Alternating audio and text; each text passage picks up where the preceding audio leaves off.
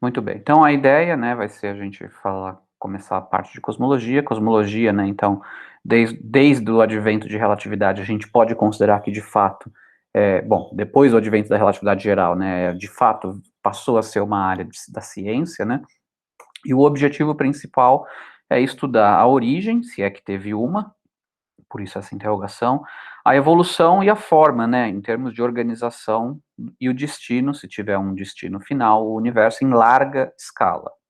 Então, ou seja, sem se preocupar com detalhes, né, de ordem de o que acontece dentro de um sistema solar, o que acontece dentro de uma galáxia, ou o que acontece dentro de um aglomerado de galáxia. Na verdade, assim, na escala de aglomerados de galáxias é onde começa a haver a interface entre, de fato, astrofísica, né, o que nós chamaríamos de astrofísica, e cosmologia. Então, aglomerados de galáxias começam a ser a escala de grandeza onde há uma intersecção entre essas duas grandes áreas, né? Mas se eu pegar de aglomerados de galáxias para coisas menores, a gente basicamente a área de estudo, é o objeto de estudo da astrofísica, né, em geral, e se você pega escalas de aglomerados de galáxias para coisas maiores, é o objeto de estudo, então, da cosmologia, tá? E a ideia, evidentemente, empregando conhecimento científico, né, que seja bem estabelecido aí do que a gente conhece das leis físicas, certo? Bom, essa é uma, embora, né, cosmologia de fato só tenha virado ciência, né, só tenha começado a fazer parte do esforço científico muito recentemente, né, essas questões aí são as questões certamente das mais antigas que a humanidade se colocou, tá certo? Então, desde que o mundo é mundo aí, essas perguntas, né, de onde viemos, qual é a origem de tudo, como que as coisas se tornaram como são perguntas que assombram aí a humanidade desde o começo, mas até, né, muito recentemente, a gente não tinha maneiras de realmente obter dados, né, sobre o universo em larga escala. A gente tinha, né, observação basicamente até pouco tempo atrás, pouco tempo em termos, né, de história humana. Observações eram todas feitas a olho nu, tá certo? Então era uma observação muito pobre, né? E aí quando falta observação, sobra imaginação, né? E aí então vem os diversos mitos da criação. Então acho que nunca, né, nunca uma área científica foi tão precedida, né, por tantos mitos tentando explicar, dar resposta às mesmas perguntas, quanto na área de cosmologia, certo? O que realmente possibilitou, né, a cosmologia nascer como uma ciência? Bom, a gente pode separar, né, alguns marcos, a gente pode citar alguns marcos aí que viabilizaram, né, a cosmologia como ciência, e a gente pode separar em alguns marcos que são observacionais, né? O primeiro deles certamente foi a invenção, ou na verdade não, bom, invenção, mas principalmente o desenvolvimento, né, do telescópio óptico, né, que Galileu ele é creditado como sendo um dos primeiros aí que de fato utilizou o telescópio que já existia, mas aperfeiçoou para fazer observações do céu, né? E se a gente pensar, né, o telescópio óptico, com seus avanços e aprimoramentos, ele foi responsável por todos os avanços no nosso entendimento sobre o universo até meados do século XX. Então, bem entrado o século XX, todo o desenvolvimento, todo novo conhecimento que a gente adquiriu a respeito do universo veio de telescópio óptico, tá certo? Então foram aí séculos, né, dominados por esse único mecanismo, essa única maneira de se fazer observação. Óbvio que telescópios ópticos cada vez melhores, tá certo? Desde os de Galileu até os telescópios gigantes aí do começo do século XX, né? Mas ainda assim todos eles eram baseados no mesmo princípio, tá? Só basicamente, né, pós Segunda Guerra Mundial, que teve um grande desenvolvimento dos chamados radiotelescópios, né, onde a gente parou de só observar, né, o espectro eletromagnético naquela estreita faixa da luz visível, né, para observar o céu, e passou a observar o céu também em ondas de rádio. E o fato de ser pós-Segunda Guerra não é à toa, né, é porque durante a Segunda Guerra muito investimento foi feito em detecção, né, técnicas de detecção de objetos, né,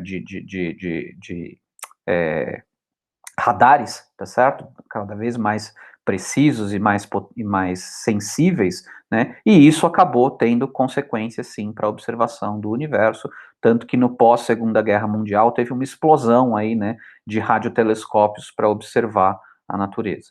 Bom, e aí também, né, se estendeu a observação do céu para outras faixas do espectro ainda eletromagnético, tudo isso daqui é espectro eletromagnético, né, e aí então nasceu astronomia de infravermelho, astronomias de raio-x, astronomia de raios gama, só que muitos desses, né, e além disso, não menos importante, né, avanços em física de matéria condensada, né, para fazer os detetores, que a gente deixou, né, evidentemente, de observar o céu com o olho, né, o olho sendo o detetor final, e a gente passou, de fato, a usar detetores desenvolvidos aí pela física de estado sólido, né, física de matéria condensadas, que faziam, na época, já em finais dos meados, na segunda metade do século XX, com que esses detetores fossem 50 vezes mais sensíveis do que chapas fotográficas, né, que eram depois do olho humano, foi usado chapas fotográficas para fazer detecção dessas de ondas eletromagnéticas mesmo em diferentes faixas. Só que tem hoje, né, já no final do século XX, você tinha detetores que eram muito mais sensíveis do que qualquer chapa fotográfica. E além disso, né, não menos importante também, para a gente conseguir observar bem, né, certas faixas do espectro eletromagnético, a atmosfera ela não é propícia para isso, porque ela é opaca a uma grande, né, a grande parte aí, felizmente, né, a atmosfera ela é opaca a boa parte do espectro eletromagnético. Então, a gente começou então a ter os telescópios orbitais, tanto, né, no espectro óptico, quanto no espectro infravermelho, ultravioleta, como também, né, no espectro de raio-x e raios gama, a gente teve aí os telescópios orbitais, e ainda em terra, né, os chamados Very Large Arrays, né, que são aqueles conjuntos de antenas, tipicamente de ondas de rádio, muitas vezes, né, aqueles conjuntos de radiotelescópios que são vários radiotelescópios, mas que efetivamente você consegue combinar, né, usando técnicas de interferometria e uma medida muito precisa de tempo de chegada da informação em cada um dos telescópios, dos radiotelescópios, consegue se combinar essas informações para fazer com que efetivamente, né, esse conjunto de telescópios funcione como se fosse um grande telescópio efetivo, né?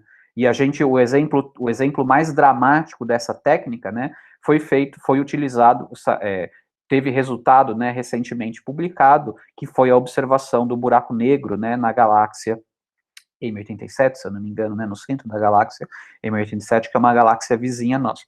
Então, com telescópios espalhados, né, por todo o planeta, a gente consegue, usando, né, essas técnicas de interferometria, combinar essas informações e, basicamente, é como se a Terra, ou a gente tivesse um telescópio com o tamanho efetivo quase do tamanho da Terra para fazer essas observações, certo? Então, isso aqui tudo são desenvolvimentos, né, técnicos e observacionais que permitiram a gente, né, de fato. Lembra que o problema até então era que a gente tinha muito pouca observação, né, do universo em larga escala.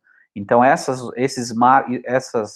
esses pontos aqui, né, são marcos no nosso, são marcos observacionais, né, no nosso entendimento do universo. Mas não basta, tá? Não basta você ter boa observação. A ideia é, com essas observações, né, a gente não só cataloga, né, nosso trabalho não é meramente catalogar essas informações, é montar, é tentar encaixar essas observações em modelos e testar esses modelos através de novas predições, certo? Então, os marcos, né, teóricos que possibilitaram cosmologia nascer como uma ciência moderna, bom, primeiro de tudo foi o entendimento de que a gravidade é uma força universal, certo? Que já é devido a Newton, e não só, e ela é universal e ela é a dominante, ela é a responsável pela formação de estrutura e organização de estrutura em larga escala. Então, embora ela seja uma interação fraca, né, uma força que tem intensidade fraca comparado com as outras forças da natureza, notadamente, por exemplo, o eletromagnetismo, né, a gravidade tem, digamos, duas propriedades, né, duas propriedades que são peculiares dela, que faz com que, mesmo ela sendo fraca nas escalas que a gente está acostumado, ela é a dominante em larga escala, Primeiro porque ela é universal, tanto quanto a gente saiba, ou seja, tudo interage via gravitação, por mais fraco que seja.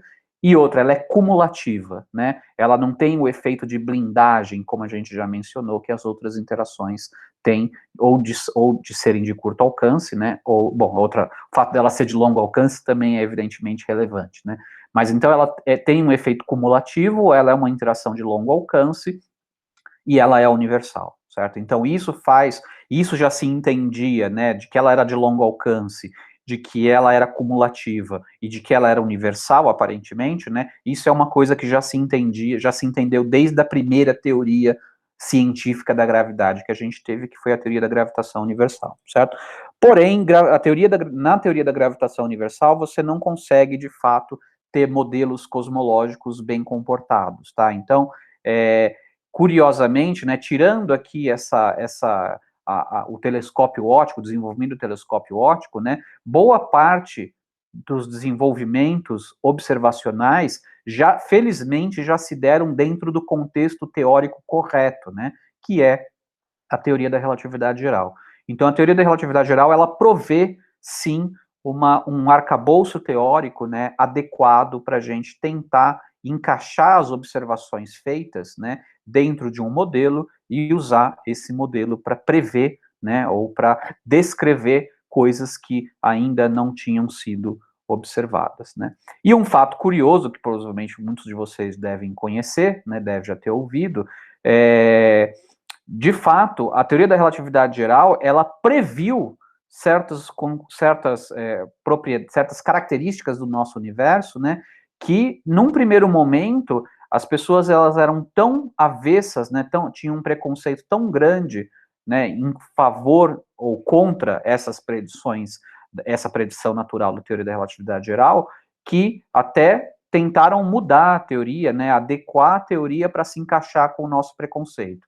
Que preconceito era esse? O preconceito de que o universo, ele provavelmente seria eterno, né? Ele sempre teria existido mais ou menos da mesma maneira como ele é hoje. E o porquê que havia esse preconceito? Bom, tipicamente deve ser motivado, né, imagino eu, né, que muito provavelmente era motivado com o fato de que isso eliminava a necessidade da gente ter que abordar a questão do início do universo, né, da criação do universo, seja como vocês queiram chamar, certo? Então, uma vez que o universo, você considera que o universo ele é eterno, você não precisa abordar a questão da origem dele, né? O que gerou o universo, o que fez o universo surgir, certo? Então, era um preconceito que durou, que prevaleceu até as primeiras décadas do século passado, né? De que o universo, evidentemente, tem os movimentos das estrelas e tudo mais, mas, assim, em média, se você olhar em grande escala, ele deveria ser hoje mais ou menos como ele sempre foi por toda a eternidade, e permaneceria assim de novo para toda a eternidade futura, certo? E quando Einstein chega na teoria da relatividade geral, né, uma das coisas que se nota é que a teoria da relatividade geral, ela não permite, do jeitinho que ela havia sido formulada em 1915, não há uma solução para um universo estático, né, e em equilíbrio, um equilíbrio estático estável, né? Então, significa o seguinte, a ideia de um universo que passa um tempo infinito, mais ou menos, né, com propriedades estatísticas médias constante no tempo, não é permitido pela relatividade geral, tá? Não é permitido pela relatividade geral, em acordo com algumas outras observações, como de homogeneidade, isotropia, né, que a gente vai mencionar. E isso motiva o próprio Einstein, né, o pai da teoria, a modificar as equações dele, introduzindo um termo, né, que ficou conhecido como constante cosmológica, e a ideia desse termo era justamente viabilizar a existência de uma solução que fosse estática, né, que fosse independente, cuja geometria do espaço fosse independente do tempo, ou seja, um espaço-tempo que é estático, tá? Mesmo que fosse curvo, mas pelo menos que fosse estático.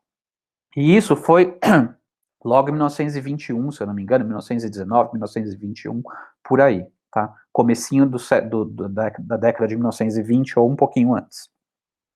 E o curioso, né? Bom, aí então deixa eu continuar a apresentação, Aqui também, faltou um item aqui, né, que eu me empolguei com a gravidade, mas também esqueci que tem a parte da física de altas energias, tá, e a gente vai ver o porquê que essa parte aqui é extremamente importante. Então, o melhor entendimento da física de altas energias, né, que veio com o desenvolvimento das teorias quânticas de campo, é, de, a partir da década de 1930, mas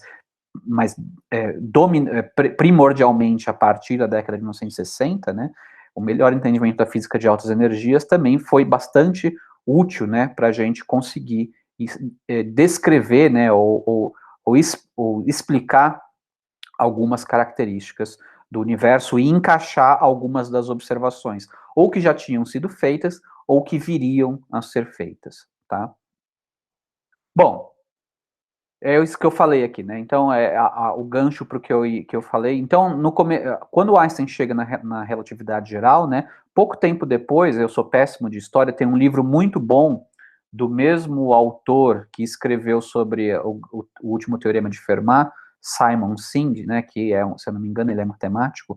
É, Ele escreveu um livro muito bom sobre o último teorema de Fermat, né? Quem gosta dessas coisas de matemática, da história da matemática e não leu, recomendo, que o livro é muito bom. E ele também escreveu um livro muito bom sobre cosmologia, né? Não é técnico o livro, é um livro de divulgação, mas é um livro muito bom, tanto pelos aspectos históricos, como também por alguns aspectos técnicos, tá? Embora, evidentemente, ele não entre em detalhe em nenhuma conta, mas ele, pelo menos, descreve conceitualmente muitas das ideias envolvidas, e o livro chama Big Bang, tá? Fácil de lembrar, né? Então, Simon Singh, tá? S-I-N-G-H, se eu não me engano. Então eu recomendo que para quem tem interesse nessa, é um livro, eu diria que é um livro bom para se ter em casa, né? Para vocês consultarem ou lerem sobre a história do desenvolvimento da cosmologia, tá? Mas de qualquer modo, então logo no que a Einstein formula a teoria da relatividade geral, pouco tempo depois ele, entre outros, né? Então o Friedman, o Lemaitre, acabam encontrando soluções para as equações de Einstein, né? Sob a hipótese de que o universo ele é aproximadamente, sob algumas hipóteses de simetria, que a gente vai falar em seguida quais são, tá? Mas que eram hipóteses razoáveis, que eram considerados razoáveis. E eles perceberam que não havia, né, uma solução estática. Então, de acordo com a solução dele, que foi encontrada, né, ou o universo estaria colapsando, né, se contraindo, tá? E a gente vai ver em que sentido, o que significa isso. Basicamente, observacionalmente falando, as coisas deveriam todas estar uma se aproximando da outra, então as galáxias deveriam todas estar em rotas de colisão, né? Ou elas deveriam estar, ou o universo deveria estar se expandindo, ou seja, as galáxias deveriam, em média, pelo menos, né, estar se afastando umas das outras, tá? Isso na época, então isso foi comecinho de 1919, 1920, 1921 até 1922, mais ou menos, né, essas soluções foram desenvolvidas e analisadas, e isso era uma coisa que o próprio Einstein achava, assim, ultrajante, né, então, não, o universo, ele sempre foi mais ou menos, ele sempre foi do jeito que ele é, e por isso, e aí, então, ele mudou as equações dele, introduzindo o termo de constante cosmológica, né, para viabilizar uma solução que fosse estática. Sem sucesso, porque mesmo a solução estática que é obtida com o termo de constante cosmológica, ela é instável, tá? Significa que se você não ajustar exatamente as condições para manter o universo estático, ou ele começa a expandir, ou ele se contrai, tá? Então, é que nem colocar uma bolinha, né? Tentar equilibrar um lápis, vai. Mesma coisa tentar equilibrar um lápis na sua ponta e o lápis vertical, né? Tem uma posição de equilíbrio do lápis vertical apoiado na sua ponta? Tem, tá? Como o lápis ele é cilindricamente simétrico, certamente tem uma posição de equilíbrio. Só que você acertar essa posição de equilíbrio e manter de fato o lápis lá equilibrando na sua ponta por um tempo eterno, né, por um tempo infinito, né, infinitamente improvável, certo? Que você consiga fazer isso. E é mais ou menos a mesma situação da solução estática quando você coloca a constante cosmológica. Tem uma solução estática, mas ela é instável, tá? Então, mesmo com constante cosmológica, a relatividade geral não permitia, né, uma solução realista que fosse, de fato, que descrevesse um universo estático. E foi uma grande perda de oportunidade, né? Porque o que poderia ter sido considerado como uma predição da relatividade geral, que é o universo está em expansão ou em contração, é verdade, não seria uma previsão assertiva, né, de um ou de outro, seria ou, né, um ou outro, mas ao invés disso se escolheu modificar a teoria, né, para ainda de maneira sem sucesso, e alguns anos depois, né, Hubble, o astrônomo Hubble, observou que, na verdade, o universo está em expansão. Em que sentido que está em expansão?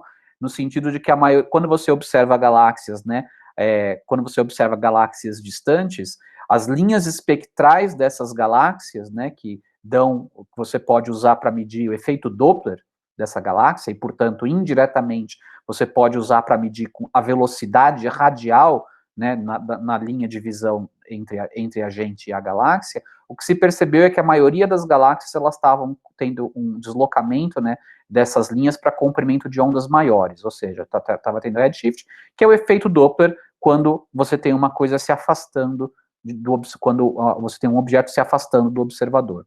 Na verdade, uma curiosidade, né, é que esse deslocamento das linhas espectrais era uma coisa que já tinha sido medida em 1912, tá, pelo Slipher, que foi um astrônomo também muito importante na sua época, embora a gente não seja tão famoso assim para a gente 100 anos, mais de 100 anos depois, mas o Slipher ele já tinha medido esse deslocamento das linhas espectrais da maioria das galáxias, tá, em 1912.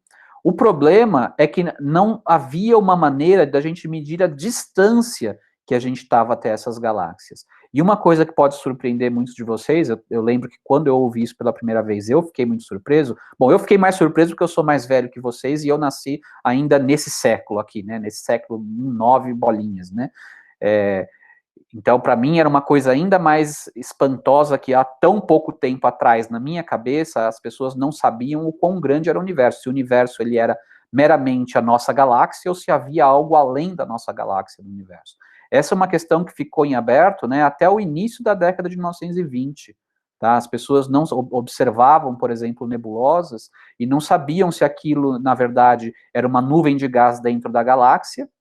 Não, nebulosas não, desculpa. Observavam, né, alguns objetos que pareciam, bom, nebulosas de fato, e não sabia se aquilo era uma nuvem de gás dentro da nossa galáxia ou se era um conjunto de estrelas que estavam muito, muito, muito distantes, certo? Que já estariam fora da nossa galáxia, tá? Então, isso, até o início, né, de 1920, tá, era uma questão em aberto.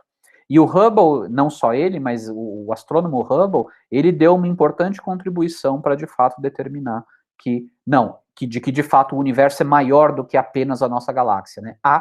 Existem objetos extragalácticos, o que para a gente hoje parece uma coisa risível, né? Porque a gente está acostumado, desde que a gente nasce, né, a ver as ilustrações do universo, né, com as galáxias praticamente sendo pontinhos, né, de tantas galáxias que existem, né? Mas é uma coisa que há 100 anos atrás, né, bom, hoje, se você olhar 100 anos atrás, essa questão ainda estava para ser resolvida, né, se existem objetos extragalácticos ou não, tá?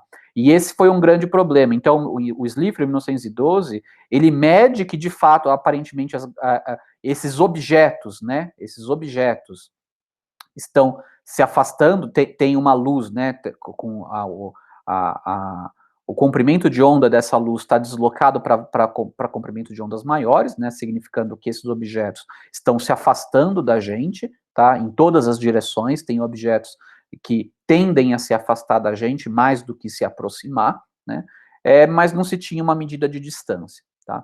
Quando é desenvolvida uma técnica para se medir distâncias, e a gente vai ver isso, né, a gente vai comentar isso, como fazer medidas de distância, né? A gente vai ver, na verdade, que a gente vai ter que definir, no contexto cosmológico,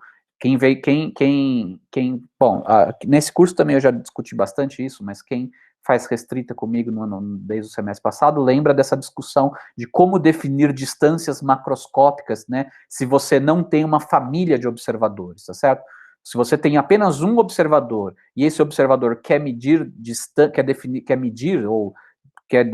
distâncias macroscópicas, né, de uma maneira não local, a gente já viu desde relatividade restrita que não há uma maneira única de se fazer isso.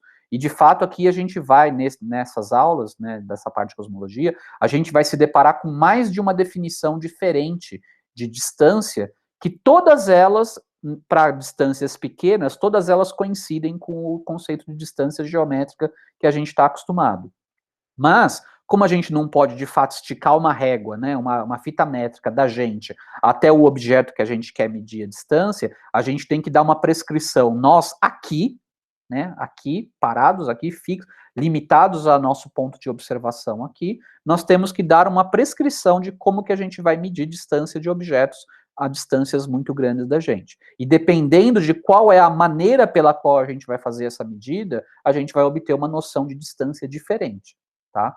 E o que tudo bem, não tem problema nenhum, desde que a gente saiba o que a gente está medindo, né, não há problema nenhum. Tanto é que a gente passa a ter um qualificador, né, na palavra distância. A gente vai ver aqui dois tipos de distância. A gente vai, além da distância usual, né, distância geométrica, mas que essa não é útil, a gente vai ver que não é útil para propósitos observacionais, porque a gente não pode esticar uma régua daqui até as galáxias mais distantes, né. Então a gente vai ter que se contentar com definições de distâncias que são mais operacionais, né, que são, a gente vai trabalhar com duas, que é a distância luminosa, ou que essa é a tradução livre, tá, mas o mais correto seria a distância de luminosidade, tá, mas distância luminosa é o que pega, e também a chamada distância angular, ou distância diametro-angular, tá, é um nome feio, então a gente vou normalmente me referir a ela só como distância angular, mas o mais correto seria distância diametro-angular.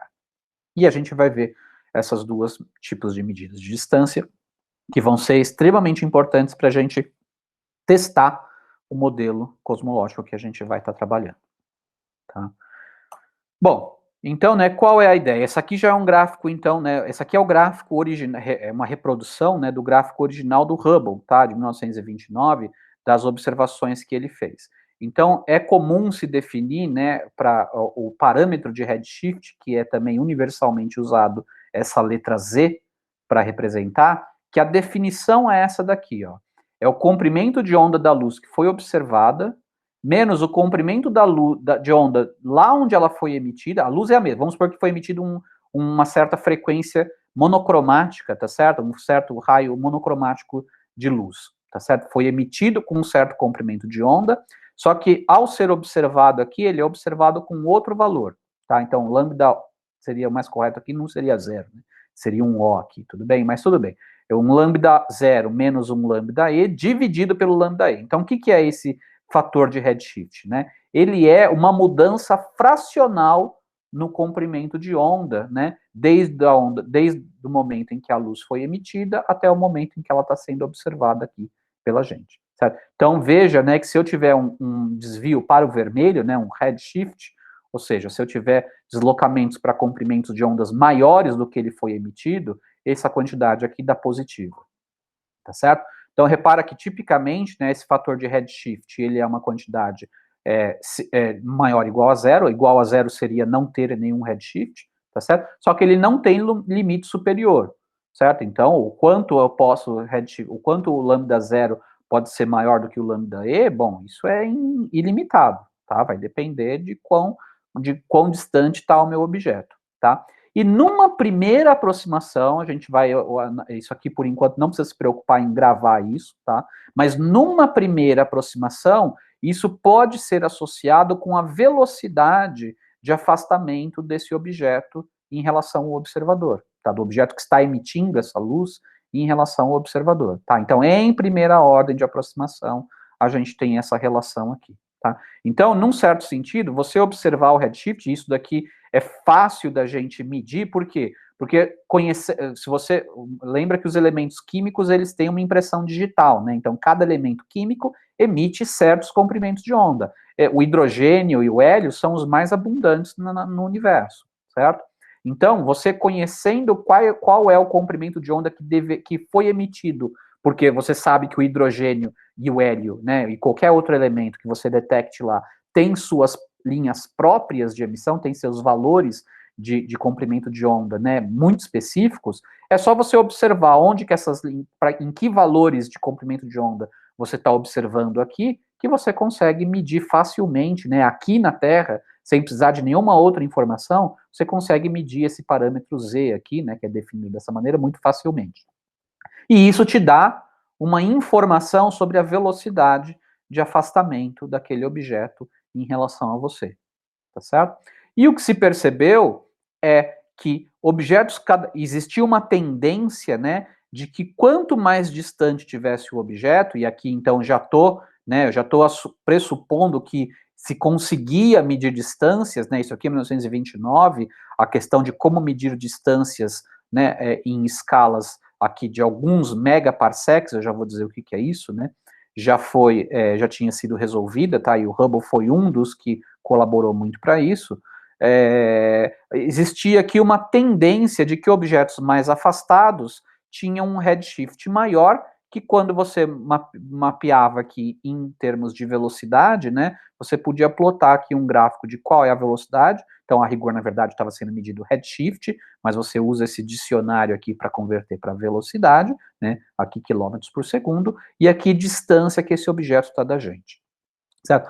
Bom, essa unidade de distância, né, vai aparecer frequentemente em cosmologia porque é uma unidade conveniente tanto para em astrofísica, né, a gente usa parsec, quiloparsec, e começa já a usar megaparsec e gigaparsec para distâncias cosmológicas. Um parsec é da ordem de 3,26 anos-luz, tá? Então, um parsec, um PC, é 3,26, se eu não me engano, de memória, é 3,26 anos-luz. E os prefixos padrões aqui de mega. Então, basicamente, o que é isso daqui, né? Isso, 1 megaparsec são 3,26 ou 3,24 milhões de anos-luz de distância da gente, certo? Então, aqui tenho da ordem de 6,48 ou 6,52 milhões de anos-luz da gente. Tá? Então você vê aqui, né, que isso aqui é o gráfico, é uma reprodução do gráfico original do Hubble, e você vê que é uma tendência, tá certo? Há uma flutuação na velocidade em torno dessa tendência, né? Se você fizer lab, né, lá no IFSC, e você tiver uns pontos e plotar essa reta aqui, provavelmente você não vai tirar uma nota muito boa no seu relatório, certo? Mas hoje, para vocês não acharem que há uma dúvida, né, quanto a isso, bom, então, né, qual é a relação que ele postulou, né? Ele meio que falou, olha, há uma tendência, e eu, por simplicidade, né, por falta de precisão maior, eu vou considerar que essa tendência é uma tendência linear, né, que a velocidade de afastamento, em média, ela é proporcional à distância que o objeto está. Usando esse gráfico aqui, o valor da constante de proporcionalidade que você tira é mais ou menos da ordem de 540 quilômetros por segundo por megaparsec, significa o quê, né? A cada megaparsec que você pega, aumenta a distância, a velocidade de afastamento aumenta nessa quantidade, né? 540 quilômetros por segundo, que é bastante, certo? 540 quilômetros por segundo é bastante, mas evidentemente que é para uma distância também consideravelmente grande, certo? Então essa é a chamada lei de Hubble, e a gente vai fazer um adendo que a gente vai chamar essa lei de Hubble de lei de Hubble observacional, e depois a gente vai fazer uma diferenciação com o que eu chamo de lei de Hubble geométrica. Vão ser coisas diferentes, tá? Essa é a lei de Hubble observacional. Para distâncias pequenas, e quando eu digo distâncias pequenas, o que é pequeno, né? Pequeno em escala cosmológica, né? Pequeno em escala cosmológica é uma distância que, quando você multiplica pela constante de Hubble, te dá uma velocidade muito menor do que a velocidade da luz.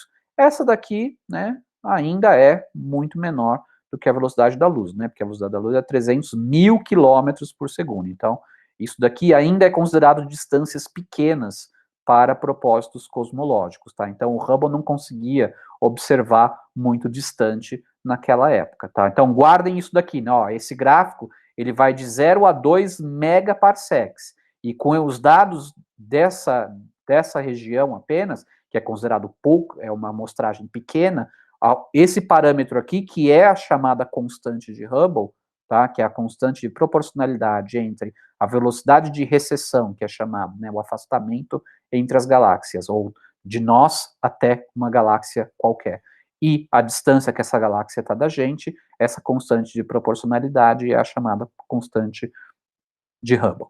Hoje, certo? Depois a gente vai definir o parâmetro de Hubble, porque a gente vê que à medida que o universo evolui, esse valor, na verdade, não é uma constante, tá? Ele é uma constante em cada instante, tá? Ou seja, o que é até covardia, né? Então, chamar de constante, tá? Mas o fato é, ele é um valor, ele tem um valor fixo para um dado instante, mas à medida que o universo evolui, ele tem assume diferentes valores. E a história de qual é a evolução desse H0 também carrega informação sobre o conteúdo de energia do universo, tá?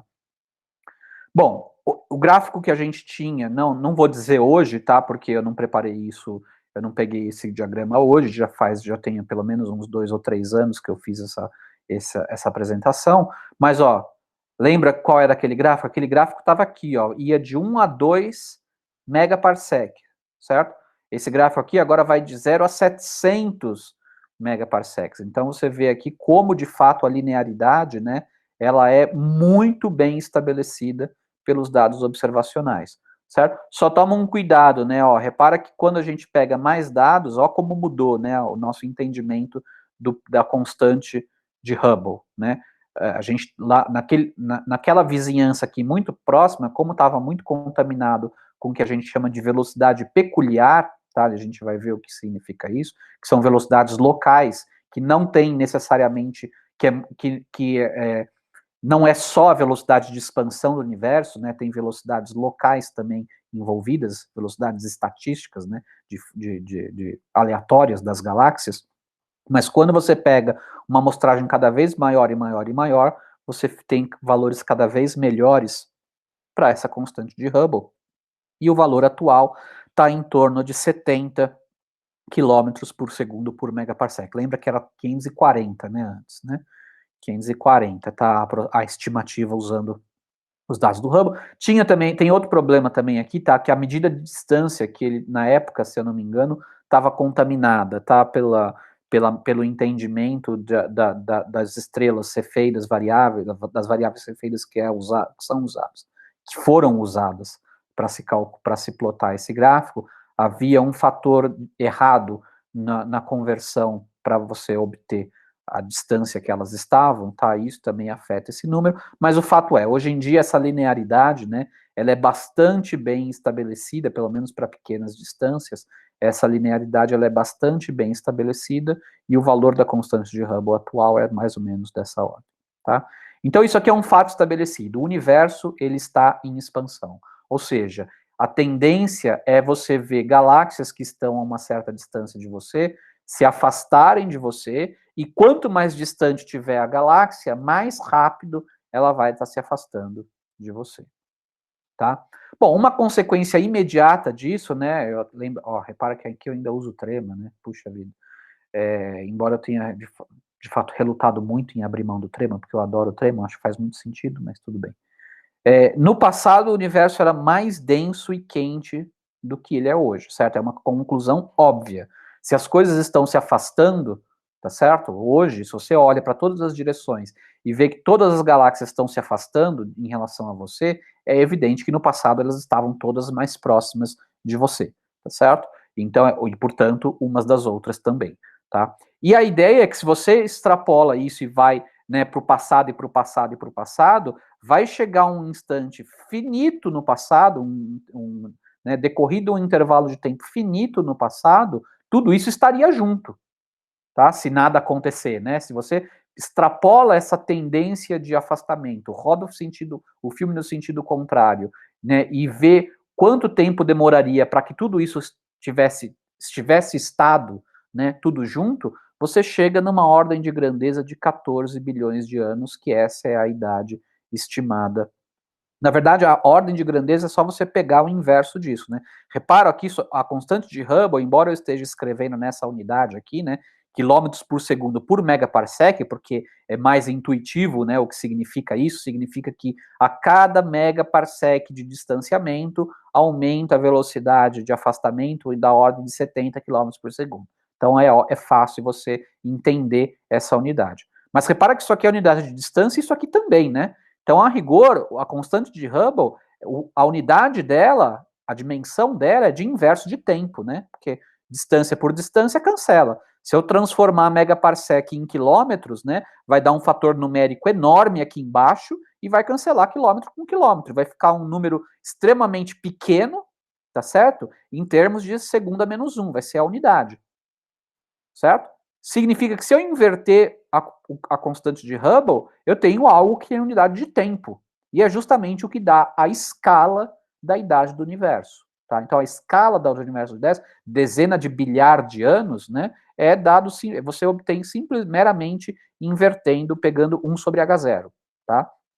Exatamente qual é a idade, né, vai depender exatamente de qual é a história, qual é o modelo cosmológico e, em outras palavras, qual é o conteúdo de energia, né, as diferentes formas de energia que tem no universo. Afinal de contas, é isso que as equações de Einstein vão dizer para a gente. Como que a dinâmica do universo está relacionado com o conteúdo de energia desse universo, certo? Mas, grosso modo, se você pega o inverso do parâmetro da constante de Hubble, isso te dá a ordem de grandeza da idade do universo nesse sentido, né? Nessa escala de tempo, se você voltar para trás, tudo estaria ocupando o mesmo volume, tá?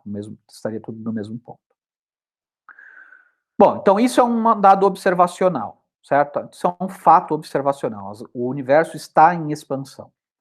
Outra coisa também que foi observada, né, é a isotropia espacial em larga escala, tá? Significa basicamente dizer que se você olha em diferentes direções, né, é evidente que em pequenas escalas, por exemplo, na escala da galáxia, não é isotrópico, porque de um lado você tem o centro da galáxia, do lado oposto você tem, né, a periferia da galáxia, que tem muito menos estrelas, muito menos matéria.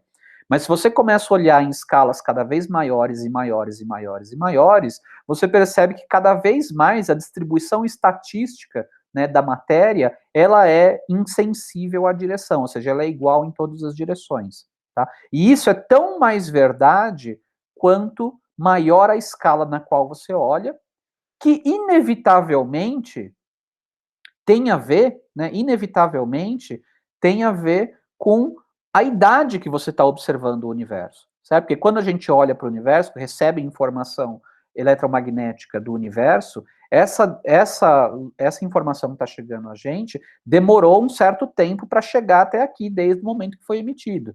Então, quanto mais distante é o objeto que a gente está observando, mais no passado a gente está vendo, esse objeto, né? Vendo entre aspas, certo? Mas no passado a gente está coletando informação desse objeto. Tá? E mais isotrópico, isso é um fato observacional, mais isotrópico é a distribuição de matéria, tá? A distribuição de energia em geral. Tá? O que significa, então, duas coisas. Primeiro, que quanto maior a escala que você observa, maior é a isotropia, e também quanto mais para o passado você vai, maior também era a isotropia do universo. Tá? O extremo disso é a coisa mais distante, mais no passado que a gente consegue observar. A coisa mais no passado que a gente consegue observar por radiação eletromagnética é a chamada radiação cósmica de fundo, tá? Que a gente vai, né, ver direitinho o que é, mas basicamente é o quê? É um resquício da época em que o universo ele era muito quente, porque lembra, né, que a conclusão que a gente chegou aqui a conclusão que a gente chegou. Oh, caramba, desculpa. A conclusão que a gente chegou aqui é que o universo no passado ele era muito mais denso, tá certo? Porque as coisas estavam ocupando um volume menor, e é natural também, por mera, né, expansão e contração, que ele também era mais quente, certo? Porque à medida que o universo ele vai se expandindo, a tendência é, de fato, né, você tem um gás de fótons, né, que seja, você tem radiação numa caixa. Se você expande essa caixa, a temperatura dessa radiação diminui, certo? É termodinâmica. Né? Então, se você comprime, se você diminui o tamanho dessa caixa, é natural, ou seja, se essa radiação está ocupando um volume cada vez menor, é natural esperar que então a temperatura vá aumentando quanto menor for o tamanho que ela está ocupando, o volume que ela está ocupando, certo? E isso, então, no passado, não só o universo ele era mais denso, como ele também era mais quente. Essa é uma consequência direta dessa observação da expansão. Tá? E uma previsão disso qual é? Né? Uma previsão disso, olha, se você estender isso suficientemente para o passado, então vai chegar uma hora que o universo ele era tão quente que não possibilitava a existência de átomos neutros, certo? Porque a gente sabe que se eu pego um átomo de hidrogênio, né, átomo de hidrogênio, se eu jogo uma radiação nele, ou um fóton com uma energia suficientemente grande, e esse suficientemente grande nem é tão grande assim, é 13 elétron, da ordem de 13 eletronvolts, tá certo? A gente sabe que essa é a energia de ionização do átomo no estado fundamental. Ou seja, ele perde o elétron. Agora, se eu pego um átomo e eu coloco ele imerso numa radiação que tem uma temperatura de tal maneira que a maioria dos fótons ali daquela gás de radiação tem energia suficiente para ionizar esse átomo de hidrogênio não vai existir na forma neutra, ele vai estar ionizado, certo? Ou seja, é uma consequência natural também que se você for olhar muito, se você olhar o universo muito para o passado, vai chegar um momento no passado no qual a matéria que compõe ele estava ionizada, ou seja, não era matéria neutra, era plasma, certo? E a partir do momento que você tem plasma, a radiação não consegue mais se propagar no interior do plasma livremente.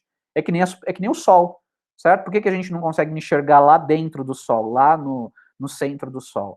A razão é simplesmente porque ele é composto de matéria né, carregada, né, plasma, e o fóton ele fica interagindo a todo momento com essas partículas carregadas, e enquanto ele demora só da ordem de 8 minutos, né, para sair da superfície, quando esse fóton chega na superfície do Sol, para chegar até a Terra, que é uma distância enorme, ele faz distância enorme para propósitos humanos, evidentemente. Ele demora só 8 minutos para percorrer, né? Ele demora milhares, milhões de anos para sair do centro do Sol, onde ele é gerado, até chegar na superfície do Sol, né? Por processos de espalhamento, quase como poderia imaginar aí como um passeio aleatório, né?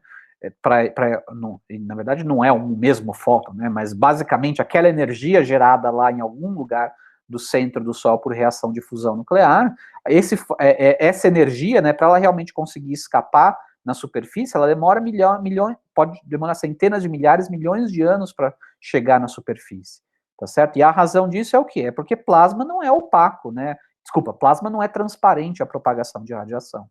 Então, você pode imaginar que existia uma época do universo no qual o universo ele era permeado, ele era preenchido por plasma, certo? Então, nós olhando aqui, observando radiação de objetos cada vez mais no passado,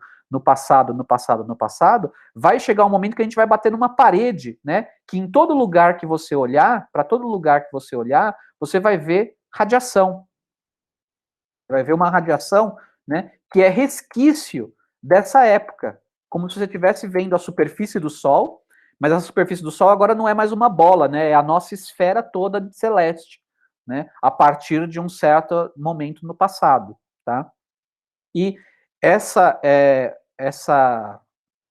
e isso é a chamada radiação cósmica de fundo, certo? Então, essa radiação que é residual da época em que o universo ele era muito quente, né, e que foi liberado quando o universo expandiu e resfriou a ponto do universo passar a ser transparente, né? Então, quando o universo ele teve essa transição de opaco, plasma, para matéria neutra e, portanto, transparente, essa radiação que ficou livre, né, em todos os pontos do universo, em todas as regiões do universo, a partir daquele momento, conseguiram se propagar em todas as direções, a gente consegue observar ainda hoje elas chegando aqui na gente. E vem de todas as direções. E quando você analisa a temperatura, né, dessa radiação cósmica de fundo, você tem a mais perfeita radiação de corpo negro que já foi medida pelo homem, tá? Então ou que, né, conhecida pelo homem, tá? Então a radiação de corpo negro da radiação cósmica de fundo, né, observada na radiação cósmica de fundo em diferentes. Desculpa, pessoal, estou tirando aqui da frente uma coisa que está me atrapalhando. Então, em diferentes frequências, né, você tem aí a intensidade ou da radiação naquele comprimento de onda. Quando você observa para o universo, você tem aí, né, ó, uma ótima Planckiana, né? E você ajusta qual é a temperatura dessa Planckiana e você chega nessa ordem de grandeza, nesse valor aí, tá? Então, ou seja, o universo hoje, né, se se você fosse, né, na região mais desprovida de matéria que existe no universo, né, a temperatura que você obteria, né, você estaria imerso, o universo inteiro está imerso num banho térmico, né, de fótons a essa temperatura, tá, de aproximadamente 3 Kelvin. E repara que isso é uma predição, né? Não o valor foi medido, mas essa predição de que, olha, você deve ter essa radiação, uma radiação isotrópica vindo de todas as direções, que é resquício da época que o universo ele era muito quente e, portanto, era um grande plasma, né? Era plasma em todo lugar, tá? E isso, de fato, foi previsto, tá? E foi descoberto acidentalmente, né, por Penzias e Wilson, em 1964, 1965, eles eram engenheiros da Bell Labs, né, que estavam preocupados com outra coisa, com detecção de micro-ondas, né, e eles acabaram acidentalmente descobrindo a existência dessa radiação, que para eles, no começo, eles achavam que era ruído, né, porque eles não conseguiam eliminar essa fonte de radiação, não importava para onde eles mirassem a antena deles, sempre, né, captava esse ruído de fundo, né, que era igual em todas as direções. Em todas as direções, eu quero dizer o seguinte: não importava se estava de dia, se estava de noite, tá? Então, ou seja, não era algo vindo do Sol, por exemplo, né, que é uma óbvia fonte de anisotropia de radiação que a gente tem, né? Mas essa radiação de micro-ondas que era detectada, ela era totalmente independente do momento do dia que você fazia a observação ou da época do ano em que você fazia essa observação, tá? E isso, então, deu força, né, para esse modelo que diz que, olha, no passado o universo ele era extremamente quente e com a medida que o tempo foi passando, ele foi expandindo e foi se resfriando, tá? E mais importante ainda, essa radiação ela é isotrópica, então ela é uma ótima evidência, né, ela reforça essa ideia, essa aproximação, ou essa ideia, digamos assim, de que, de fato, quando a gente olha o universo em diferentes direções, ele é aparentemente isotrópico, né? Ele é igual em diferentes direções, tá? Isso daqui é um mapa celeste, tá? Então, vocês estão acostumados a ver o mapa terrestre, assim, né? Aqui estaria o Brasil, aqui estaria a América do Norte, aqui estaria a Europa, aqui estaria a África. Isso aqui é a mesma coisa, só que é do céu, certo? Então, isso aqui é do céu. Então, só vocês pensarem que isso aqui é do céu. Aqui está, em algum lugar aqui, tá, eu acho que isso daqui bom, a galáxia está subtraída. Então, basicamente, o que é isso aqui? Isso aqui é um mapa de temperatura do céu em diferentes direções, tá? Evidentemente, excluindo fontes que sejam galácticas e de outras galáxias. Isso aqui é só pegando essa radiação cósmica de fundo, tá? E isso daqui está sendo amplificado, está sendo ressaltado qual é o nível de anisotropia dessa radiação, ou seja, o quanto que mirando numa dada direção, se eu mirar numa outra direção, né, vai dar um outro ponto aqui, de quanto difere a temperatura, né? Em média, a temperatura é isso, é da ordem de 3 Kelvin. Tá, mas ela é perfeitamente homogênea ou isotrópica? Né? É perfeitamente igual? Não, não é perfeitamente igual. Tem alguma diferença entre se eu olhar temperaturas em diferentes direções? Tem pequenas diferenças. De qual é a amplitude dessas diferenças? Está aqui, ó, da ordem de 18 microkelvin, certo? Então, isso aqui as inhomogeneidades ou as anisotropias aqui são da ordem de 10 a menos 5, né? Uma parte em 100 mil, certo? Uma parte em 100 mil é o nível das anisotropias. Ou seja, é bastante isotrópica essa radiação cósmica de fundo, o que dá força para a ideia de que o nosso universo, em larga escala, ele é isotrópico, ele não privilegia uma direção específica, certo? Tudo isso aqui até agora é observacional, certo? É observacional. Só que a gente tem um problema, a gente não tem condições de fazer observações do universo de diferentes posições, certo? Afinal de contas, pelo menos até hoje, né, até a nossa atual circunstância como humanidade, a gente está confinado aqui nesse planeta, desse sistema solar, dessa galáxia, desse aglomerado. Certo? Então a gente não consegue fazer observações do céu, sei lá, de um outro aglomerado, a partir de uma outra galáxia ou a partir de um outro aglomerado de galáxia, certo? Então aqui agora entra um princípio que você poderia até considerar que é um princípio filosófico, né? Mas que depois você usa esse princípio, você assume esse princípio e você vê as consequências. E aí você vê se as consequências, né? Se o seu modelo construído assumindo esse princípio cosmológico aqui, que a gente vai falar, se o modelo que a gente construir, supondo esse princípio, fizer predições que depois a gente verifica que são corretas, isso vai dar força para esse princípio. Certo? O que é o princípio cosmológico? O princípio cosmológico é a ideia de que nós não ocupamos uma posição privilegiada no universo. Tá? Então, essa é a ideia do princípio cosmológico. Nossa posição aqui de observação, ela não é privilegiada. Significa o seguinte: se a gente estivesse fazendo observações de um outro ponto aleatório do universo, e não aqui no planeta Terra, desse sistema solar, dessa galáxia, desse aglomerado, mas estivéssemos num outro planeta, num outro sistema solar, numa outra galáxia, de um outro aglomerado, estatisticamente, em média, as propriedades do universo seriam as mesmas que a gente está observando aqui. Tá? Por que eu fiz questão de explicitar esse espacial? Porque esse princípio cosmológico, né, só é válido espacialmente, ou seja, a gente não ocupa um lugar, é a ideia de que a gente não ocupa um lugar privilegiado espacial, tá? No tempo, a questão já é outra. Se você aplicar o princípio cosmológico também na direção temporal, isso a gente já sabe que não é verdade. Porque o universo, se a gente observar o universo hoje, ou se a gente estivesse observando o universo há 13 bilhões de anos atrás, ou como o universo vai ser daqui, sei lá, 1 quintilhão de anos à frente, certo? Tudo indica que, na verdade, assim, as coisas mostram que os nossos modelos, né, mostram que o universo ele era bem diferente no passado e pode ser que seja bem diferente no futuro. Então, a nossa posição temporal de observação do universo, ela é privilegiada, a palavra privilegiada talvez não seja muito correta, mas ou carregue uma conotação um pouco que não deveria dar, mas o fato é, sim, a nossa observação, se a gente estivesse observando o universo de uma outra posição temporal, ele poderia ser muito diferente do que ele é hoje. Tá? Só que não mas não mudando espacialmente. Então, observar ele daqui, hoje, ou seja, com ele, o universo tendo 14 bilhões de anos e a gente está observando ele daqui.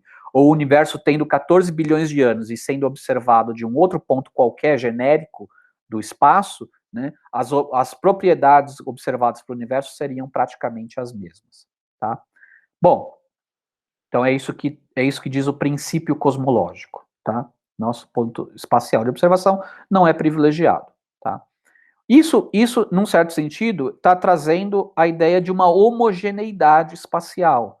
Tá certo? Basicamente significa, olha, o universo ele parece o mesmo, independente de onde, no mesmo instante, independente de onde você observe ele parece ser o mesmo, tá? Então isso, né, traz a ideia da gente introduzir a noção de homogeneidade espacial. Repara que isso, então, ela não é uma coisa observável diretamente, tá certo? Isso não é algo observado diretamente, porque a gente não pode ir nesses outros pontos e confirmar isso de que, olha, de fato eu fui lá nos confins no que eu chamo aqui de confim do universo, e eu fiz as observações, né, para a mesma idade do universo, e as observações são as mesmas feitas na Terra. Não tem como a gente fazer isso, certo? Só que a gente pode supor isso, montar um modelo no qual isso é verdade, extrair consequências e ver se essas consequências são observadas ou não. Certo? A gente poderia, em princípio, embora a gente não possa provar verdadeiro isso daqui, é sim uma hipótese científica, porque ela é falseável, né? No sentido de que se isso daqui não for verdade, a gente poderia sim obter, uma vez assumindo que é e fazendo previsões baseadas nesse princípio, a gente poderia sim ter que a natureza de repente uma observação invalidasse, né, ou discordasse da previsão que foi feita baseado nessa hipótese, tá? Mas, tá, aparentemente isso daqui não aconteceu, e tanto quanto a gente pode saber, então, né, essa hipótese de homogeneidade espacial, ela é bastante bem embasada, tá? Ela é bastante bem embasada. Bom, então essa vai ser a base para construir nosso modelo. A gente vai supor que a gente quer um espaço-tempo, um universo, né, que ele seja espacialmente homogêneo e isotrópico, tá? Espacialmente homogêneo significa que para um dado instante, uma dada idade do universo, todos os pontos dessa seção de T constante são equivalentes, tá? Tem geometria equivalente. E isotrópico significa que não há uma direção espacial, esse espacialmente aqui vale para os dois, tá? Tanto para o homogêneo quanto para o isotrópico. Né? Nenhum espaço-tempo é isotrópico como espaço-tempo, certo? Porque direção temporal, evidentemente, não tem as mesmas características da direção espacial. Homogeneidade até poderia ser, né? O espaço-tempo de Minkowski, por exemplo, que é um espaço-tempo plano, ele é homogêneo. Ele é espaço-temporalmente homogêneo, certo? Ele não depende nem do tempo e nem da posição espacial, né? Embora ele só seja isotrópico espacialmente.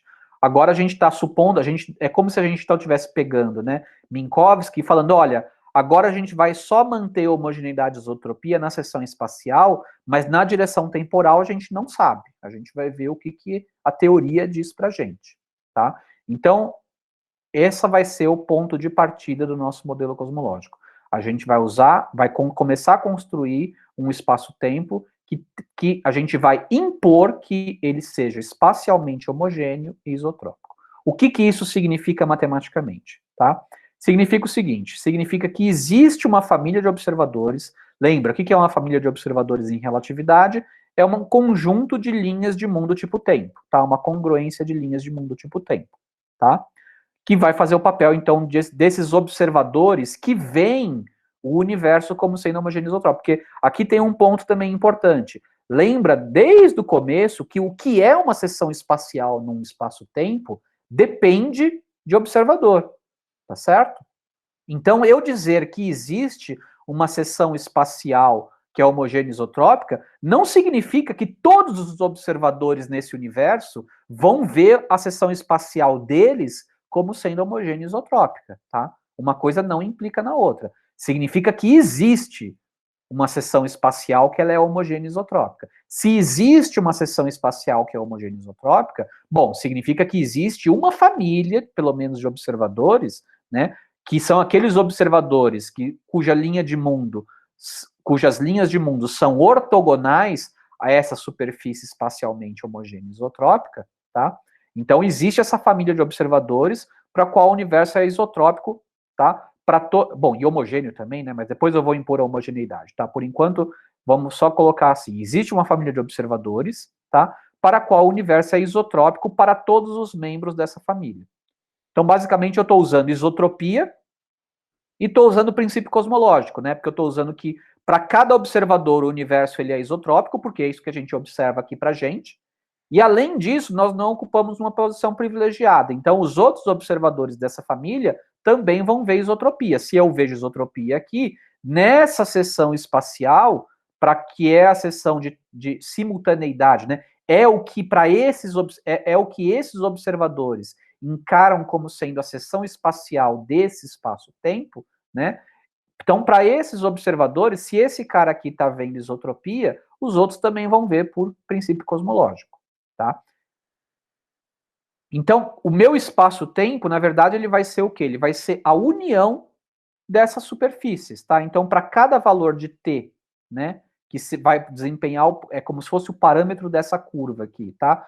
Para cada uma dessas superfícies aqui de isotropia e homogeneidade, vai ser um sigma t com t diferente. Se eu pegar a união de todas elas, eu tenho o meu espaço-tempo, tá? Então, eu posso folhear aqui o meu espaço, né, através de superfícies de simultaneidade, superfícies, né, que são espaços tridimensionais que são homogêneos e isotrópicos, tá? Aí vem a seguinte pergunta, ou vem o seguinte fato. Se eu fixo que eu tenho um espaço tridimensional, uma variedade riemanniana tridimensional que é homogêneo e isotrópico, é um problema puramente matemático determinar quais são todas as geometrias, todos os espaços possíveis que satisfaçam essa condição. Não é mais física, tá? A física veio motivando isso daqui. A gente observa que o espaço ele é a distribuição de matéria no universo é aproximadamente homogênea isotrópica. Beleza. Só que se a distribuição de matéria é aproximadamente homogênea isotrópica, é razoável, como pela relatividade geral, geometria e distribuição de matéria estão amarrados pela equação de Einstein, é natural de se supor que essa simetria é uma simetria que subjaz a própria distribuição, ou seja, é uma simetria do próprio espaço-tempo, certo? Então, o meu próprio espaço-tempo é natural de se esperar nesse meu modelo que ele tenha seções espaciais que sejam homogêneas isotrópicas. E é uma questão puramente matemática determinar quais são os espaços tridimensionais que são homogêneos isotrópicos, tá? É uma questão de matemática, de geometria riemanniana, não é mais uma questão de física. E o fato é, a menos de topologia, a menos de estruturas globais topológicas, tá? Então, só vou pegar aqui os casos mais simples, você pode classificar os espaços homogêneos, tridimensionais homogêneos isotrópicos, em três categorias. Ou são aqueles que têm curvatura positiva, que são o exemplo mais simples é a hiperesfera. Cuidado, isso aqui não é uma esfera bidimensional, isso aqui é como se fosse uma esfera, tá? Mas você tem que considerar que ela é tridimensional. Cuidado, também não é uma bola, tá? Não é uma bola. É só para você considerar, visualizar a superfície dessa esfera, mas é como se você teria que fazer um exercício de abstração de considerar que essa superfície aqui ela é tridimensional.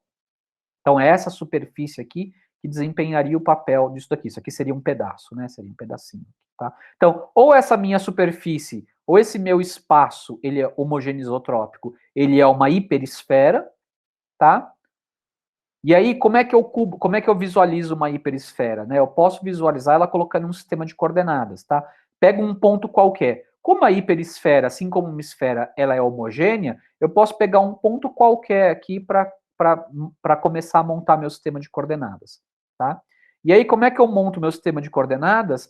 Eu pego uma coordenada que é uma coordenada radial, então as linhas radiais são essas aqui, tá?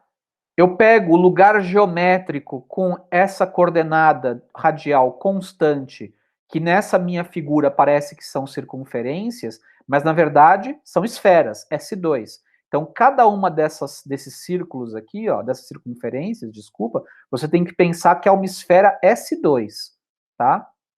Então, eu tenho aqui, ó, é como se nós estivéssemos aqui, e à medida que a gente vai olhando para coisas cada vez mais distantes, a gente está olhando esferas cada vez maiores, em diferentes direções. Sobre cada uma dessas esferas S2, eu posso colocar o sistema de coordenadas esférico usual, θ e φ, tá?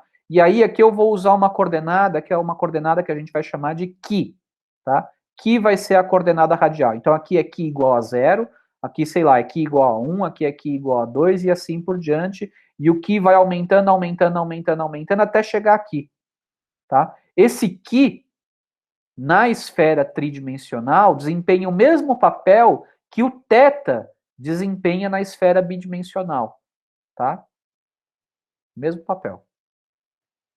Então aqui é o Ki igual a 0, aqui vai ser um Ki igual a constante qualquer, e você tem que visualizar isso, de novo, embora aqui no meu desenho, porque eu não sei desenhar em mais dimensões, embora no meu desenho seja uma circunferência, você tem que pensar que isso aqui me dá uma esfera, tá? E olha que coisa curiosa, à medida que a gente vai pegando esferas com raios, aqui sim é um raio que não é o raio areal, né? Isso aqui é um raio que está medindo a distância de fato desde o centro, é o centro dessa esfera, porque se a gente está considerando que só vale o que está aqui na superfície, né? Se eu pego essa esfera S2 aqui, né? O centro dessa esfera S2 está aqui, ó. Não está lá no meio, porque lá no meio, dentro da bola, não faz parte do espaço, certo? É aqui o centro dessa esfera, tá? Então isso daqui é a coordenada radial que mede distância, tá? Mede distância nesse espaço. E repara o que está acontecendo, né? À medida que eu vou pegando raios cada vez maiores, a área da esfera vai aumentando. Mas uma coisa curiosa é que tem um raio máximo. A partir daí, eu começo a pegar esferas que estão com raios maiores, só que a área dessa esfera começa a diminuir. E tem uma distância máxima, né, que você consegue estar existe uma distância máxima entre dois pontos nesse espaço, né? São os pontos diametralmente opostos, tá? Então, repara que bom, Geometricamente falando, esse espaço aqui satisfaz as condições de ser isotrópico e de ser homogêneo, ou seja, todos os pontos são equivalentes, é homogêneo, e dado um ponto, não há uma direção privilegiada a partir daquele ponto. Todas as direções são igualmente, são equivalentes, tá? Geometricamente falando. Então, esse é um exemplo de um espaço tridimensional homogêneo e isotrópico. Tá? O elemento de linha nessas coordenadas aqui é esse daqui. Tá? Daí você vê claramente, né, como a coordenada aqui desempenha de fato um papel muito análogo à coordenada θ, né, em uma esfera bidimensional. Numa esfera bidimensional, o elemento de linha é só esse daqui, certo? Numa esfera bidimensional de raio 1, de raio unitário. Esse é o elemento de linha, certo? dθ quadrado mais seno ao quadrado de θ dφ2. Ótimo. Agora isso daqui, numa esfera de dimensão maior S3, é como se tudo isso aqui fosse parte angular da esfera, fosse esse ângulo aqui da esfera. Andando em θ e φ, eu estou andando aqui, ó, certo? Andando em Qi, eu estou andando ao longo dessa direção, né? E aí eu tenho, então, que o elemento de linha é dQi quadrado mais seno ao quadrado de Qi, assim como aqui aparecia seno ao quadrado de θ, seno ao quadrado de Qi vezes a parte angular. Tá? Então, esse é o elemento de linha. Eu estou dizendo para vocês, tá? A gente não está provando isso, eu estou meramente dizendo para vocês. Vocês podem no sentido oposto e, dado esse elemento de linha, vocês podem calcular os tensores geométricos e mostrar que, de fato, a geometria desse espaço aqui tridimensional é homogêneo isotrópico. Tá? Você pode fazer isso. Não precisa. Não precisa, mas a gente vai calcular, né? Alguns tensores geométricos, e aí vocês podem checar isso daí, tá? Mas aqui eu estou meramente afirmando para vocês. Essa é uma possibilidade de geometria tridimensional homogênea isotrópica. A seção espacial tem elemento de linha que nessas coordenadas pode ser dada por essa cara aqui, tá? O que pode... Bom, evidentemente que eu ainda não fixei o raio dessa hiperesfera, né? Repara que eu ainda não fixei o raio dessa hiperesfera, tá? Isso a gente vai fazer depois.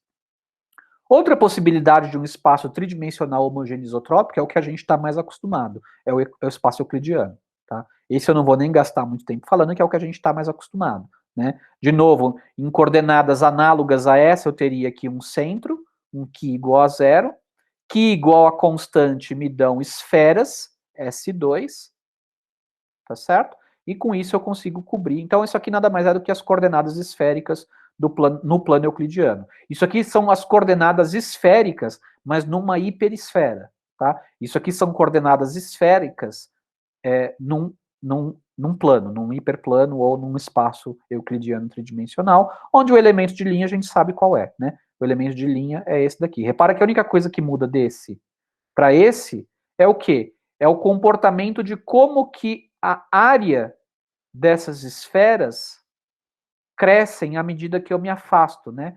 Repara nitidamente que aqui eu vou me afastando, me afastando, me afastando, mas a área das minhas esferas começam a crescer cada vez mais devagar, até o momento que ela para de crescer e começa a diminuir, certo? Enquanto que aqui não, aqui a área da minha esfera está sempre crescendo e vai crescer com o quadrado da minha coordenada radial.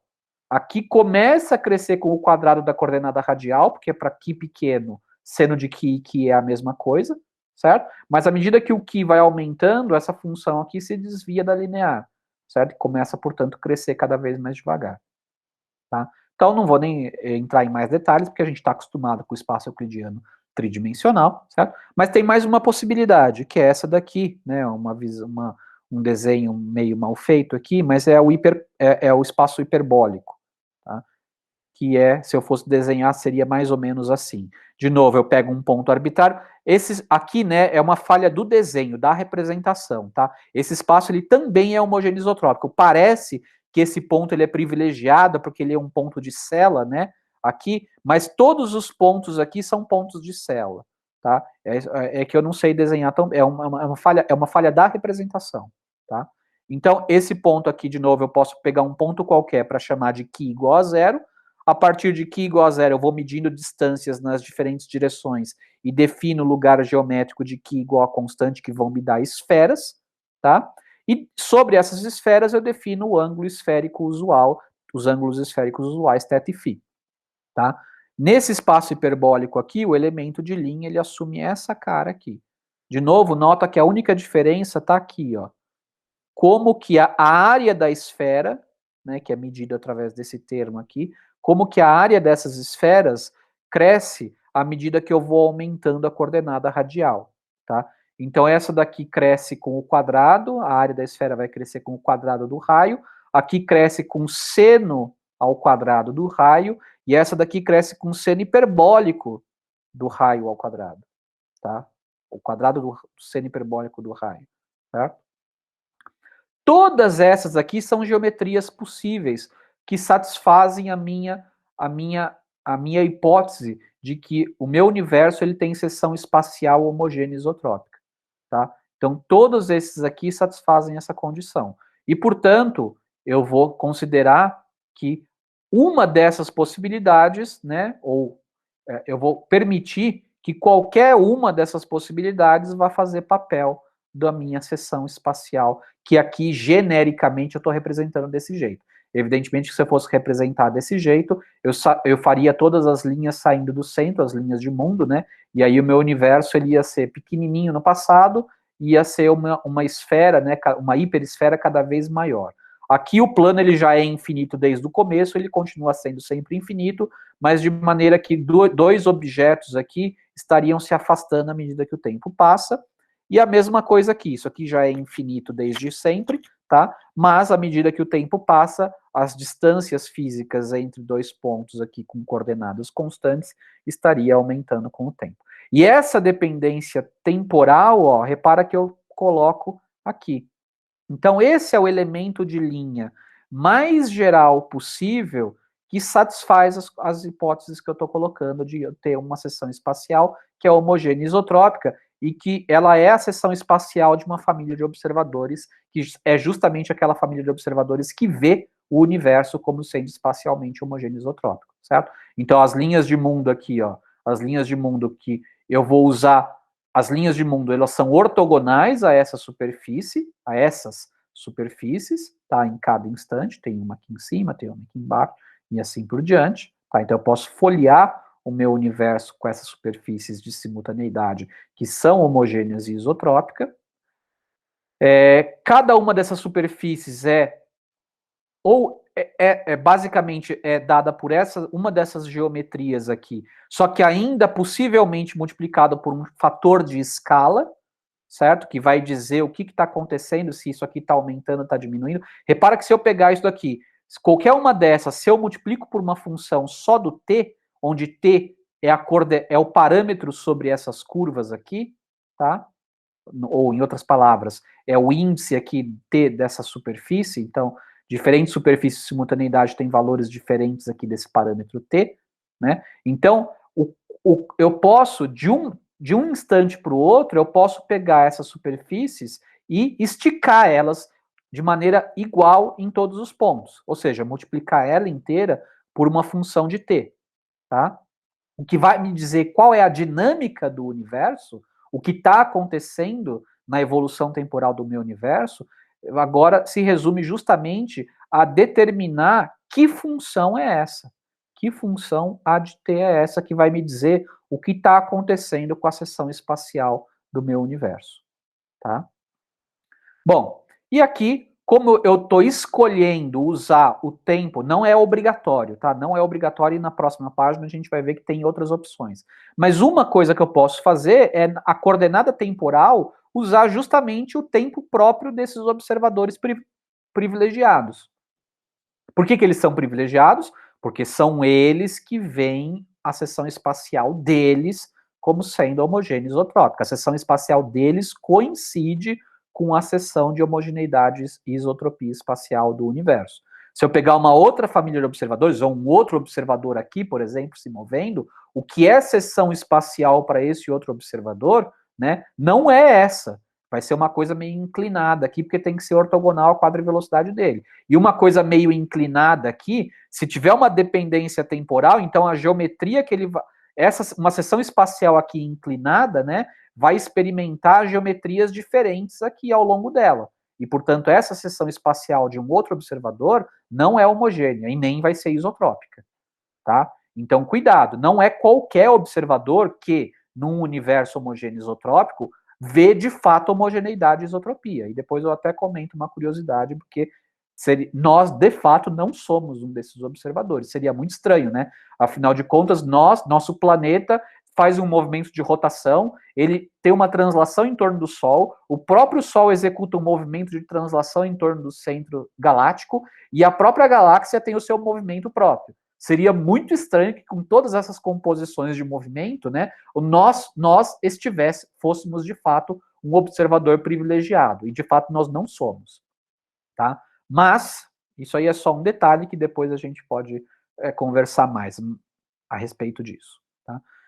De qualquer modo, então, essas são as hipóteses. O nosso universo ele é espacialmente homogêneo isotrópico, portanto, existe uma família de observadores tais para a qual as seções espaciais são espaços tridimensionais homogêneos isotrópicos. Isso fixa a cara da geometria como sendo uma dessas três, tá? A menos de fatores multiplicativos, né? Homotetias. E esse fator multiplicativo pode depender do tempo. Não quer dizer que vai depender do tempo. Aqui nós estamos apenas deixando que ele dependa do tempo. Se vai depender ou não e como vai depender, são as equações de Einstein que vão dizer, baseado em qual é o conteúdo de energia que a gente vai colocar nesse universo. Tá certo? Então, olha como ficou simples o elemento de linha, né? Olha como ficou simples. Ficou mais simples que Schwarzschild. Né? Em Schwarzschild, a gente tinha duas funções para serem determinadas. A imposição de que eu tenho um espaço-tempo que é esfericamente simétrico e estático, né, simplifica a cara da métrica para sobrar só duas funções a serem determinadas.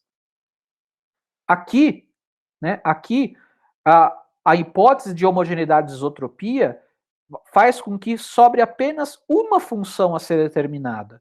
Na verdade, bom, uma função a ser determinada, que é essa, tá certo? É o A de T, é o A de T que vai dizer para a gente qual é a evolução, tá? Mas tem também mais uma coisa que precisa ser determinada, que é qual dessas três hipóteses é o nosso universo. Será que a seção espacial do nosso universo ela é uma hiperesfera? Será que é um hiperplano, ou seja, o espaço euclidiano? Ou será que é um espaço hiperbólico, certo? Isso também está em aberto nesse momento. Não é uma função, né, no sentido de que são opções discretas, né, mas a gente pode codificar também essa informação que vai ter que ser dada quando a gente resolve as equações de Einstein, tá?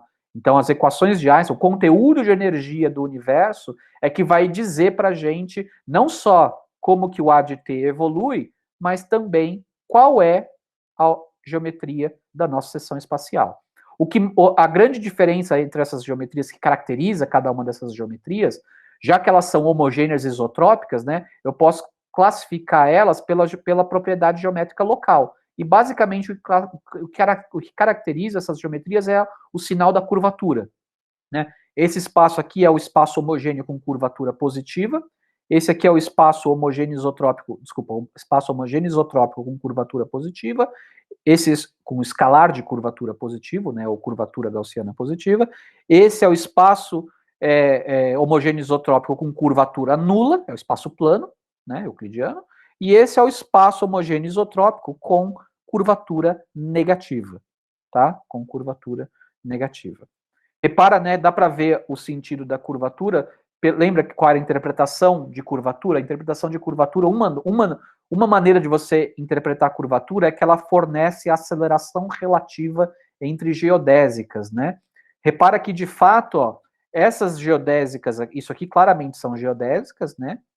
Desse espaço, por simetria, tem que ser geodésica essas linhas radiais, e notem que a taxa com que elas estão se afastando é constante, e, portanto, a aceleração de afastamento delas é zero, né? Não estou dizendo afastamento no sentido que tem alguma coisa se movendo, tá certo? Estou pensando meramente no seguinte, pega duas linhas radiais vizinhas aqui e vê qual é a taxa, à medida que eu me afasto do centro, né? Com que taxa aumenta a distância entre elas, né? E vocês aqui facilmente se convencem que a taxa com que a distância está aumentando é constante com relação ao parâmetro Qi, né? E, portanto, a aceleração, nesse sentido, é nula. E esse espaço é nulo. Aqui, claramente, né, as geodésicas, o que está acontecendo? Elas começam com uma taxa de afastamento. Aqui, chega uma taxa de afastamento nula, porque como se elas atingem a distância máxima entre elas, e aí elas voltam a se aproximar, né? Ou seja, aqui elas têm uma aceleração negativa, elas se aproximam, né? E isso é característica de um espaço que tem da curvatura positiva, né? E aqui é o contrário, as geodésicas radiais aqui, a taxa com que elas estão se afastando tá aumentando. Ou seja, aqui elas têm aceleração positiva de afastamento, que é o que caracteriza, ou que é um efeito da curvatura ser negativa nesse caso. Então é só uma outra maneira mais geométrica, né, da gente interpretar curvatura positiva, curvatura nula e curvatura negativa. Tá? Mas beleza, então ó, acabou. Agora o que a gente tem que fazer? Uma vez tendo o elemento de linha, a gente tem que calcular as quantidades geométricas, os tensores geométricos que aparecem do lado esquerdo das equações de Einstein e impor as equações de Einstein, dado um conteúdo de energia que a gente tenha, certo? Aqui eu só estou colocando, né, o comportamento do crescimento das áreas de S, daquelas esferas, né, de Qi igual a constante, à medida que você aumenta o valor do Qi, tá? Para o espaço hiperbólico, vai com seno hiperbólico ao quadrado. Para o espaço euclidiano, vai com a distância ao quadrado. E para o espaço S3, né, para a hiperesfera, vai com seno ao quadrado. Né? Então atinge um valor máximo e volta para zero. Isso aqui tem um efeito curioso, tá? Depois a gente vai ver quando eu estiver falando de observações. Mas é isso. E aqui eu só estou normalizando pelo comportamento da esfera no espaço euclidiano, tá? Então isso aqui é só uma brincadeirinha para entender melhor, para visualizar melhor o que está acontecendo com as áreas daquelas esferas de S igual a constante à medida que eu pego distâncias cada vez maiores de mim. Isso aqui vai ser relevante quando a gente estiver trabalhando, e vai fazer bastante diferença quando a gente estiver analisando aquela distância ângulo, diâmetro angular, tá? Porque normalmente, né, o que acontece? Quando a gente observa um objeto, vamos supor que a gente pega um objeto que tem todos o mesmo tamanho, só que eles estão a diferentes distâncias da gente, tá? Estão a diferentes distâncias da gente. Quanto mais distante o objeto está da gente, menor o ângulo que ele subentende, né? Então a gente vê ele menorzinho, certo? Eu vou colocando, se todos eles têm o mesmo tamanho, mas eles estão a distâncias diferentes de mim, o que tiver mais distante é o que eu vou ver menor, certo? Se a seção espacial do universo for uma hiperesfera, isso não é verdade para todas as distâncias. À medida que eu vou pegando distâncias cada vez maiores, me empolgo, tá? Desculpa, pessoal, mas tem umas coisas de geometria que é legalzinha, né? Então, imagina aqui, por exemplo, ó, que eu tenho um objeto que é desse tamanho aqui, tá? Ele é desse tamanho. Se eu coloco ele a essa distância, ele subentende esse ângulo, beleza. Se eu pego o mesmo tamanho, mas coloco aqui, ó, uma distância que é o dobro, né? Ele vai subentender um ângulo que é menor, que é aproximadamente metade. Não é exatamente metade, mas é aproximadamente metade. E isso vai ser verdade, à medida que eu vou afastando ele, vai ser sempre verdade. Se eu pegar o mesmo tamanho físico aqui e colocar aqui, vai subentender um ângulo ainda menor. Só que se eu colocar aqui embaixo, ó, um objeto que tem esse mesmo tamanho, e eu colocar ele a essa distância enorme de mim, que é quase a maior distância permitida que eu consigo, e eu ver como que as geodésicas que saem das pontas dele vão chegar em mim, vão chegar aqui e aqui. Ou seja, um objeto a essa distância, um objeto desse tamanho, aqui, ou desse mesmo tamanho, aqui, por exemplo, ó, quase perto da distância máxima, eles subentendem um mesmo ângulo para mim. Então, é assim, é o mesmo objeto que eu vou afastando, afastando, afastando, ele vai parecendo cada vez menor. Só que a partir de uma certa distância, eu continuo afastando ele de mim e ele começa a parecer cada vez maior. O ângulo que ele subentende é maior. E isso é um efeito é um efeito típico dessa curvatura aqui, tá? Então você pode, né, dependendo do comportamento do tamanho angular dos objetos distribuídos pelo universo, você pode testar se a seção espacial do nosso universo, se é essa, ou, por exemplo, essa aqui, que no caso aqui, ele ficaria sempre menor, mas a uma taxa muito mais rápida do que aconteceria aqui, tá? Então, isso só para ilustrar como que esse comportamento, né, como que esse comportamento do crescimento da área das esferas à medida que eu me afasto, né, como que isso aqui pode ter um efeito observacional no nosso universo e ajudar a decidir qual é a geometria da nossa seção espacial. Bom, exercício para vocês. Mostrar que aquele elemento de linha lá, mostrar que esse elemento de linha aqui, com cada uma dessas três possibilidades, tá, pode ser condensada numa única forma, que já abarca esses três casos, tá? Que é essa forma aqui. Ou seja, no fundo eu estou mudando a coordenada radial, né? Lá eu estava usando a coordenada radial, que de fato era a distância física sobre aquela geometria, né, sobre aquele espaço tridimensional, dava a distância física do centro até a esfera, uma dada esfera, né, de coordenada radial constante. Tá? Aqui eu estou mudando para a coordenada radial areal, a mesma que a gente usava em Schwarzschild, de maneira que, multiplicando a parte angular, fica R a coordenada radial ao quadrado. Só que aí você tem que mudar, então, aquela parte do dqui. O dqui você tem que escrever em termos do dr. E aí eu quero que vocês mostrem que os três casos pode ser codificado nessa única forma, onde o que está determinando qual das geometrias a gente vai ter, se é a hiperesfera, o hiperplano ou o hiperboloide, né, é o valor do K que aparece aqui. K igual a 1 dá a hiperesfera. Bom, desculpa, eu já ia falar. Faz parte do exercício vocês também identificarem, né, K igual a 1, K igual a 0 e K igual a menos 1, a qual das geometrias se refere, tá certo? Não é difícil ver, né, ó, só vou dar uma dica. Se eu pego o K positivo, note que o R tem que ter um valor máximo, né, não dá para ter um valor arbitrariamente grande de R, porque vai chegar uma hora que isso aqui zera e explode. Tá? Então, e para K igual a 0 e K negativo, o R pode ter qualquer valor. Então, daí vocês já meio que sabem, né, qual é qual. Tá? Mas, de qualquer maneira, eu quero que vocês façam isso, mostrem explicitamente que aquele elemento de linha anterior, que podia ter três caras diferentes, né, usando seno de Ki, aparecendo seno de Ki aqui, aparecendo o próprio Ki ao quadrado e aparecendo seno hiperbólico de Ki ao quadrado aqui, pode ser mudado para essa forma aqui, onde a informação de qual é a geometria da seção espacial fica codificada nessa constante que aparece aqui. Tá? Também, outro exercício, mostrar que eu posso, desse elemento de linha, mudar para esse elemento de linha aqui. Tá? Qual é a diferença desse para esse? Eu mudei a coordenada que eu estou chamando de coordenada temporal. Tá? Repara que aqui nunca vai ter problema de se em algum lugar ela deixa de ser temporal, certo? Como a coisa é homogênea, se num ponto aquela coordenada tem caráter temporal, para todos os pontos vai ser verdade, certo? Então repara que aqui, ó, nem depende da posição espacial aqui o G00, certo? A mesma coisa aqui, mas aqui eu mudei qual é a coordenada temporal que eu estou usando. Aqui, nitidamente, eu estou usando o tzinho como sendo tempo próprio.